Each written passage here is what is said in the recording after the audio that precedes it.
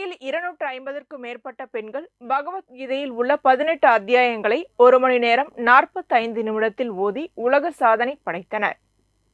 புதுச்சேரியில் புஷி palace international book of record சார்பில் பகவத்கீதை பாராயணம் ஓதுதல் உலக சாதனை படைக்கும் நிகழ்ச்சி ரோலன் வீதியில் உள்ள அரவிந்தர் ஆசிரம கருத்தரங்க கூடத்தில் நடைபெற்றது.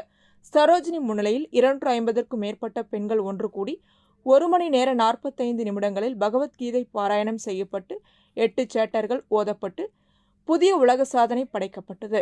இதற்கான நடுவராக சித்ரா உள்ளிட்ட பலர் பங்கேற்றனர். தொடர்ந்து உலக சாதனை படைக்கப்பட்ட பெண்களுக்கு சான்றிதழ்களும் பரிசுகளும் வழங்கப்பட்டது. பின்னர் செய்தியாளர்களை சந்தித்த சரோஜினி, பகவத்கீதை என்பது வாழ்க்கைக்கான வழி என்றும் மன நிறைவு, தன்னம்பிக்கை ஆகியவை கிடைக்கும் என்றும் தெரிவித்தார்.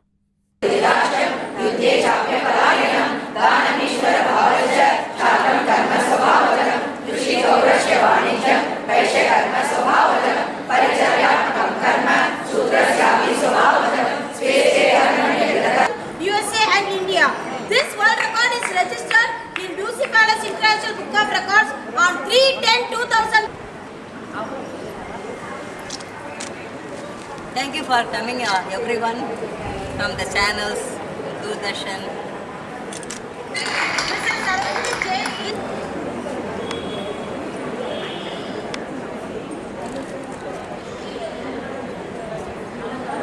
இருக்கவங்க எப்படி சமஸ்கிருதம் வருவோன்னு ஒரு கேள்விக்குறி வந்தது.